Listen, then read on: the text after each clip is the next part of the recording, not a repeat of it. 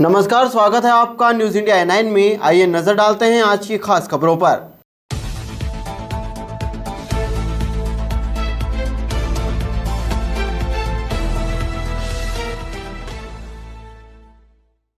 खंडवा सांसद एवं मध्य प्रदेश भाजपा के पूर्व प्रदेश अध्यक्ष नंद कुमार सिंह चौहान के पार्थिव देह को आखिरी दर्शन के लिए उनके पैतृक गृह नगर बुरहानपुर के शाहपुर में रखा गया है। खंडवा सांसद एवं मध्य प्रदेश भाजपा के पूर्व प्रदेश अध्यक्ष नंद कुमार सिंह चौहान के पार्थिव शरीर को आखिरी दर्शन के लिए उनके पैतृक गृह नगर बुरहानपुर के शाहपुर में रखा गया। मध्य प्रदेश के पूर्व कैबिनेट मंत्री अर्चना चिटनिस ने कहा कि आज नंदू भैया को विदाई देते हुए हृदय व्याकुल है, मन भारी है।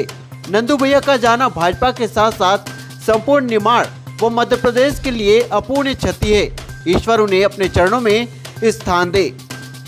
कहते हैं क्षेत्र के विकास में वहां के जनप्रतिनिधि की अहम भूमिका होती है, लेकिन बालाघाट जिले के परसवाड़ा क्षेत्र के विकास की बाट जो रहा है। यहाँ कई विधायक आए और गए, लेकिन वर्तमान में जो विधायक हैं वे मध्य प्रदेश सरकार में राज्य मंत्री है। फिर भी बालाघाट जिले का आदिवासी बेगा बाहुल्य परसवाड़ा क्षेत्र का विकास पिछड़ा हुआ है।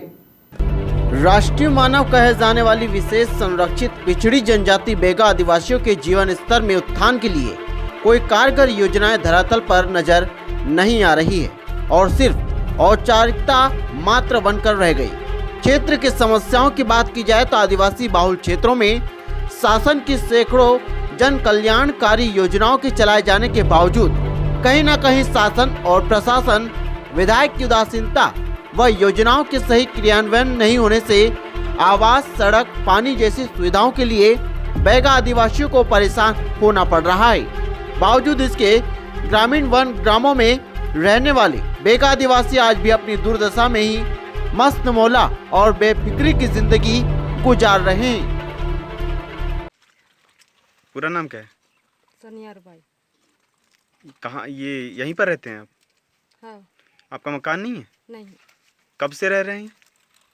बहुत साल है कि 2-4 साल। अभी तक मकान नहीं बना? नहीं। तो मकान के लिए आपने शिकायत नहीं की अभी तक किसी को? नहीं। अभी तक नहीं की है? नहीं। ना कोई देखने भी नहीं आया आपको कि ऐसे मकान में रहते हैं? बारिश में कैसे करते हैं? ऐसे ही रहते हो? हाँ। क्या करते हो फिर काम? सुपा बनाते हैं। सुमित्रा बाई। अच्छा, कहाँ पर रहते हो? कुकड़ा में रहते हो? हाँ। तो मकान बना है आपका? नहीं। कब से नहीं बना है? कब से पहले से नहीं बनी। कहाँ रहते हो फिर? वो टूट गए हमारा मकान, वो है मझाड़ में। हर किसी के घर में दूसरे घर में रह रहा है, पका के खा रहे हैं। दूसरे के घर में रह रहे हैं? हाँ। तो मकान बनाने के लिए आपने ग्राम पंचायत में नहीं बोले? ना। हाँ।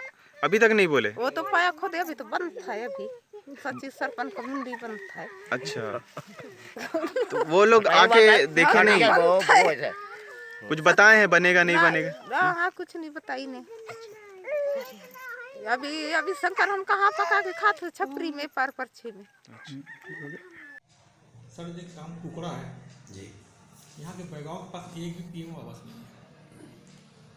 पीएम आवास का ऐसा है कि वो सामाजिक आर्थिक जनगणना 2011 के आधार पर जो सूची बनी है उसी के आधार पर दिए जाते हैं। हो सकता है उनके नाम नहीं होंगे इसलिए उनको लाभ नहीं दिया जा सका है। हालांकि एक स्पेशल प्रपोजल अलग से भेजा गया है, परंतु अभी तक वो स्वीकृत नहीं हो पाया है। सर उस ग्राम में 9 हैंडपम्प हैं, जिसमें 7 बिगड़े हैं और 3 में गंदा पानी आता है। वैसे तो वहाँ पर कुएं हैं नरेगा के। अगर ऐसा ही स्थिति है हैंडपम्प को लेकर तो मैं पीएचई से आज ही बात करता हूँ सुधरवाने के लिए। सर एक पानी टंकी लगी वहाँ पे, प्लास्टिक की फूटी हुई 4 साल हो गए, आज तक वो भी दिखवा लेता हूँ मैं, क्योंकि वो भी उस समय शायद पीएचई ने ही लगवाया था। हाँ, और उसी समय से फूटी है वो। हाँ, तो ये आपके द्वारा अभी संज्ञान में लाया गया है, तो इसको हम शीघ्र ही आने वाले 2 दिन में कुछ ना कुछ अच्छा करवा देते हैं। ठीक। इधर तापमान के बढ़ते पारे के साथ अब वह दूर नहीं जब पेयजल की समस्या गहराने लगेगी। इतना सब देखने और समझने के बाद आप अंदाजा लगा सकते हैं इनके सामने परेशानियों का पहाड़ कितना बड़ा है। वर्तमान में रामकिशोर कावरे जी मध्य प्रदेश शासन के आयुष मंत्री एवं जल संसाधन मंत्री हैं। वे इस विधानसभा के विधायक भी हैं। ऐसे में उनकी विधानसभा का ऐसा हाल कार्य प्रणाली पर प्रश्न चिन्ह खड़े करता है। न्यूज इंडिया 9 बालाघाट से राहुल टेम्बरे की रिपोर्ट। उमरिया जिले के मानपुर में भाडार नदी के पास दर्दनाक हादसा हो गया, जहां बरही से ब्यौहारी आने वाली बस अनियंत्रित होकर पलट गई, जिसमें कई लोगों को गंभीर चोटें आईं। तत्कालिक स्वास्थ्य केंद्र मदनपुर एम्बुलेंस बुलाकर रेफर किया गया। उमरिया जिले के मानपुर विधानसभा में जहां भाडार नदी के पास दर्दनाक हादसा हो गया, जहां टेढ़ी बेच बस बरही से ब्यौहारी आने वाली थी, बस अनियंत्रित होकर पलट गई, जिसमें कई लोगों को गंभीर चोट आई। वहीं तत्कालिक स्वास्थ्य केंद्र मदनपुर एम्बुलेंस बुलाकर इलाज के लिए रेफर किया गया, लेकिन गनीमत ये रही कि किसी भी प्रकार की जान का कोई नुकसान नहीं हुआ। न्यूज इंडिया 9 मानपुर से कृष्ण मोहन पांडे की रिपोर्ट। कोराव महोत्सव के द्वितीय दिन नामी गिरामी कवियों ने अपने काव्य पाठ से महफिल को सजा दिया। नामी गिरामी कवियों की रचनाओं ने श्रोताओं को खूब गुदगुदाया। कोराव महोत्सव के द्वितीय दिन नामी गिरामी कवियों ने अपने काव्य पाठ से महफिल को सजा दिया। नामी गिरामी कवियों की रचनाओं ने श्रोताओं को खूब गुदगुदाया। सोनभद्र से आए कवि डॉक्टर कमलेश राजहंस ने संसद के अधीन पाएगी जितना हमने कुर्बानी दी एवं आज़ादी के पहले का हिंदुस्तान मांगने आया हूँ गीत सुनाकर रोमांचित कर दिया। वहीं संविधान पर धूल जमी है, खून छिड़क कर साफ करो कविता ने लोगों को रोमांचित कर दिया। देश की व्यवस्था पर तंज कसते हुए राजहंस ने कहा कि सिद्ध हो गया नमक हलालों का यह देश नहीं। राम किशोर तिवारी बाराबंकी ने शहीद भगत सिंह के बलिदान से जुड़ी कविता से लोगों के रोंगटे खड़े कर दिए। जय भगत सिंह नारों से भारत गूंज उठा। हर बालक वृद्ध युवा मानो उनके चरणों को पूज उठा। खुद गिरफ्तार होकर बोले साम्राज्यवादियों सावधान, तेरा अस्तित्व मिटाने को अब जाग गया हिंदुस्तान। घर घर में पैदा भगत सिंह माता का कर्ज चुका देंगे, तुम जैसे नीच दरिद्रों को हम जिंदा ही दफना देंगे। फिर नाटक चला मुकदमे का। पंक्तियां सुनिएगा। कमलेश राजहंस ओज का हिमालय मंच पर बैठा है। प्रणाम करता हूँ। आशीर्वाद का आकांक्षी हो से बड़े लोगों की का आशीर्वाद हमारे लिए रहा है। पंक्तियां पढ़ता सुनिएगा। फिर नाटक चला मुकदमे का।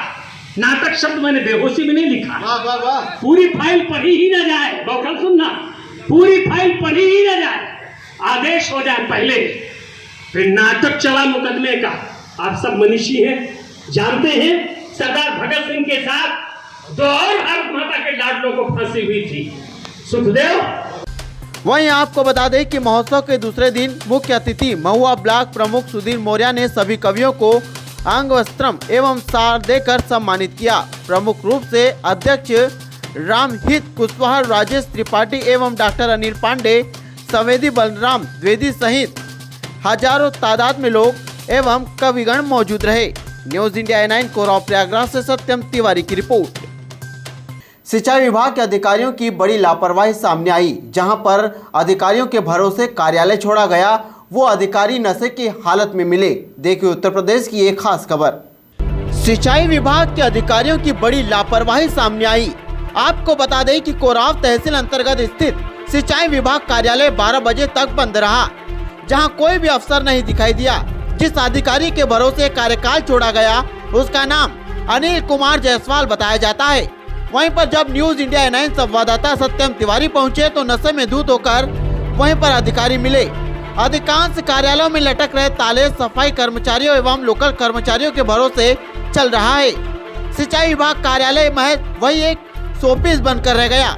आज एसडीओ व जेई जहां एक और रात निवास करना मुख्यालय पर मुनासिब नहीं समझते, वहीं आज एसडीओ का तगलुकी फरमान देखने को मिला, जहां मेन गेट 11 बजे तक बंद मिला और एसडीओ साहब नहीं मिले।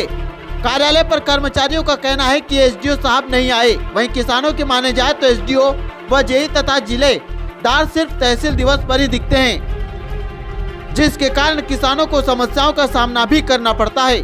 आखिरकार कब तक चलेगी इन अधिकारियों की मनमानी, या इन पर कोई कार्यवाही होगी? न्यूज इंडिया 9 कोराव प्रयागराज से सत्यम तिवारी की रिपोर्ट।